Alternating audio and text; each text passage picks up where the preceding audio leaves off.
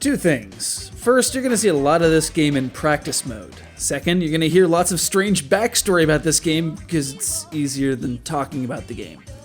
Like the fact that this game was supposed to be called Bust a Move, only that name doesn't fly in the States, owing to Taito snatching up that title in order to mask the true identity of Puzzle Bobble, which is ridiculous anymore since even the US XBLA Marketplace lists Puzzle Bobble as the official name for Bust a Move.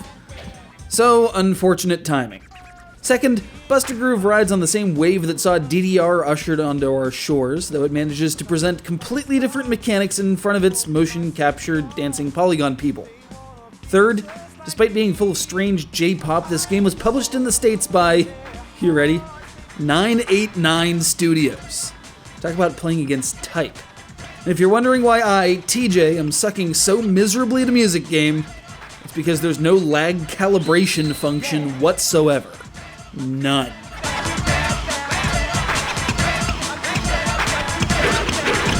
So presumably you're tasked with making your avatar of choice bust all the fat moves, grooves. Every sequence ends with either the circle or cross button, which must be hit on the fourth beat of the measure.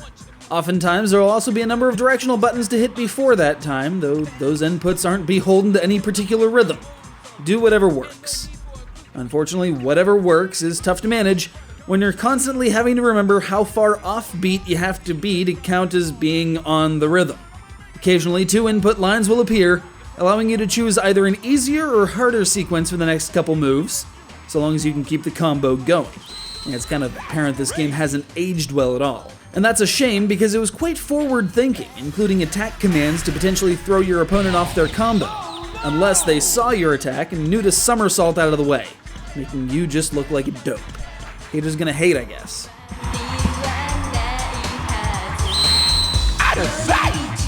Bust a Groove occupies a strange space in gaming history. It's a hanger-on of the whole music game phenomenon, an early case of a very foreign game almost making it to the States unscathed, save for re-recording some of the Japanese songs in English, and a couple ignorantly racist elements having to be scrubbed because lol Japan.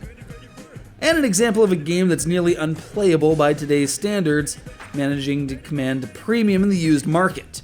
Both Bust a Groove and its sequel are in the top 20 most valuable PS1 games released in North America. And I guess if you don't mind hooking up an old CRT and dusting off your PS1, it could be worth it. Fortunately, Biani from PA was willing to lend us this copy, and if it didn't take 3 hours, 5 coffees, and a dad from the Christmas Story string of expletives to get the studio CRT configured for the Famicom, I'd use that. Man, I thought super laggy Beatmania was bad.